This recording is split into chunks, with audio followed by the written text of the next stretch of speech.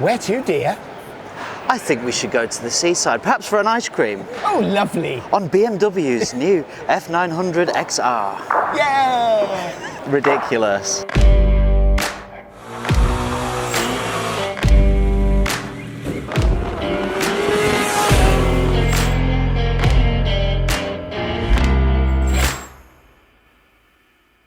Hi folks, welcome back to the BMW stand here at the NEC. We've taken the time to have a look already at BMW's very, very interesting new F900 parallel twin roadster. In addition to that, I guess their sort of bigger brother is the new F900 XR. So that's their sort of middleweight touring bike. They released a kind of concept variant about 18 months ago called the 9 Cento. And I've got to say, when I saw that bike roll up to a special event, it was gorgeous, really cool looking thing. I think it had electromagnetic panniers, if I remember correctly. Sadly, they've not translated that to the road bike, but actually the design language, the profile is very, very similar. And this is, for me, again, is a really interesting, exciting bike for this segment. You know, when you think about what's out there, what's available, I'm not sure this has got any direct competitors. Well, this middleweight touring segment is super popular. There's no doubt. You know, you trace the 900s really popular. You trace the 700s are really popular. People love that type of bike. Yeah, they do. And for good reason as well. They go really well. Yeah. They actually pretty much handle like a naked. Yes. You know. Well, they're not. I mean, you know, traditionally. Of course, Multistrada 950 yes. as well. Yes. Really great bikes, Yeah. and you know, people are wanting to put a lot of mileage on. I mean, I've done quite a few ferry trips actually recently, and you know what? Not half the dock, but you know, there's quite a few bikes on them, and people are doing a lot more trips. They want something. They need something more comfortable. Yeah. Soft seat, nice riding position, nice screen. Good engine, but also handling well as well, because you know you're going to travel all the way to an Austria for those good roads. Sure. And you know you don't necessarily want the reason a Honda Goldwing, do you?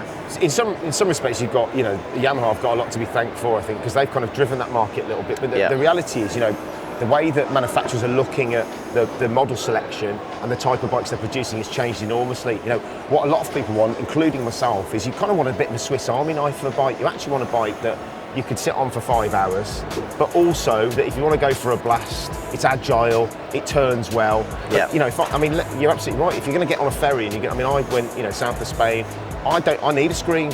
I like heated grips. I love cruise control. So, Chris, thanks so much for your time. I know we've just spoken very briefly about the F800, 900R, and I was sort of fascinated to get a sense of how that differs from the new XR. You just talk me through how they kind of, you know, how they compare in terms of riding experience. Yeah, it's a funny thing because, essentially the backbone of the bike is the same. You know, they're based on the same chassis, the same engine. Surprisingly different feel to the two bikes. You know, the 900R feels more at the sports bike end of things. It's a real nice flowing through fast bends, but in town this thing feels actually a little easier to handle because you're a bit more sat up, big wide bars. Yeah. And this is almost a more childish bike. It really surprised me, this thing. I had so much fun every time I got off it, even comparing it to the S1000 So it's big brother. This thing was a hoot. It was an absolute riot to ride. So at slow speed, really easy, compliant, manoeuvrable, but actually when you go out onto the open roads, it's also a really enjoyable bike to ride at a higher speed. Exactly. It does that thing that a sort of sporty road bike should do. It makes you feel happy. It makes you feel like you're getting everything out of it. You're making me feel happy talking about it. Can you tell I was excited? And that's the thing. When you ride it as hard as you can, you're in the video footage. We were riding them hard, and right on the limit. There's plenty of feel, and the bike just feels like it's letting you know what's going on. So it's reassuring. You're never kind of intimidated by the riding experience at all. Absolutely not. It gave you confidence and just made you go out and hair around like an idiot. I love it. Chris has just sold me one of these. Somebody want to take my deposit? So of course the bike, like the F900R, comes with the amazing BMW TFT, which is just the most beautiful dashes that I've seen on a motorbike. It's really like intuitive. going to Blackpool Illuminations, isn't it? When you get your bike every time. It is. It's a nice welcome, isn't it? As you get on, you know. It sounds ridiculous, right? You kind of, you get on this bike a winter evening, and that lights up. Oh, that's nice. Yeah, it's like a nice warm. I almost feel like I'm in my car. but it is. I mean, jokes aside, it's super crisp, isn't it? Yeah. Really easy to use. feature packed and get all that connectivity. Again, that's another thing, isn't it, with manufacturers? BMW really embrace that. You're able to download the app to your phone. You can connect to your bike. It just simplifies all the terms. So you can run sat nav.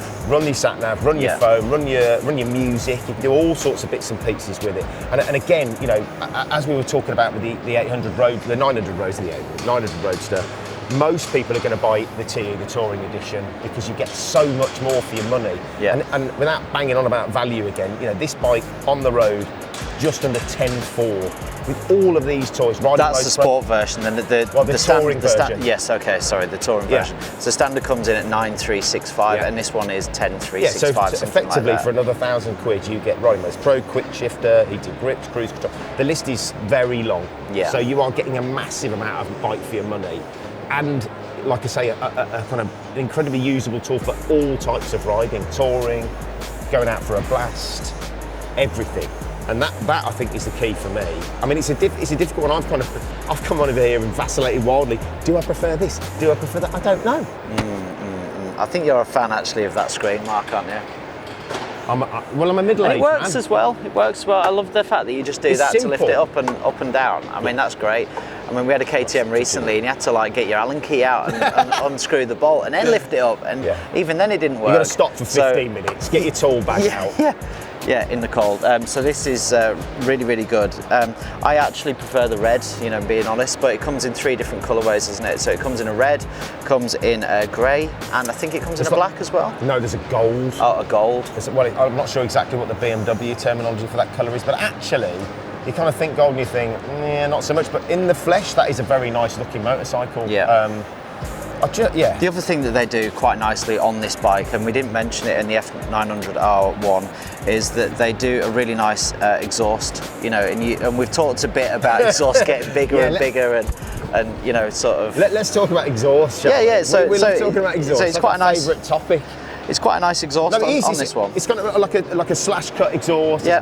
It's not enormous. I don't think, honestly, even if I contort myself, we could live in that one. Just isn't quite big enough. Interestingly as well, I think we would be remiss not to mention that these bikes do come in A2 licence friendly form. So you know, if you're an A2 licence holder, you're an age where you can't go for your full. These can come as an A2, which is amazing, right? Yeah, it is. Yeah. You can have this much bike, and you could be, I don't know how old you are to be A2 licence compliant. It was a long time ago. 21 or something. 21, yeah. But you've got that option too. So they really have ticked so many boxes with these bikes, and again, put their best foot forward in what is a very competitive market. But you know, honestly, again, at the risk of sounding like a total sycophant, I honestly can't say to you that there is a direct competitor at this price.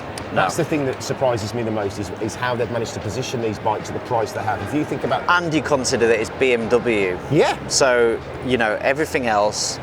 And there are other brands out there, but it's not going to be as well made as this. No. And everyone that uses a BMW product, whether it's a GS owner or an R9T owner, you know, there's never any complaints about the build quality. No.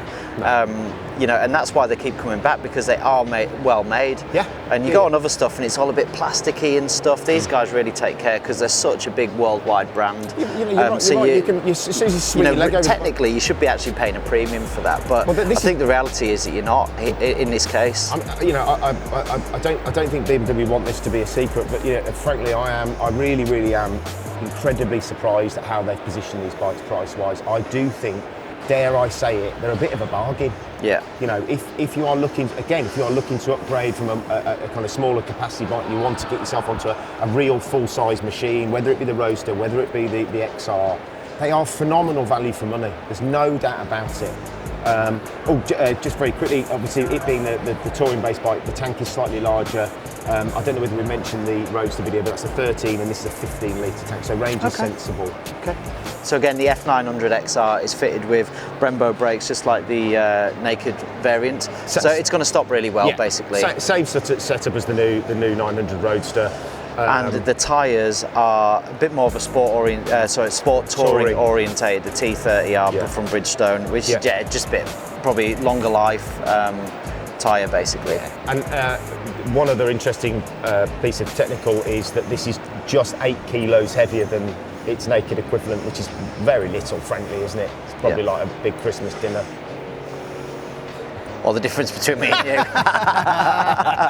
If you enjoyed the video, don't forget to like, please subscribe to the channel. Massive endorsement from me, incredible value for money. So come along and check it out as soon as you get the chance. We'll see you in the next one.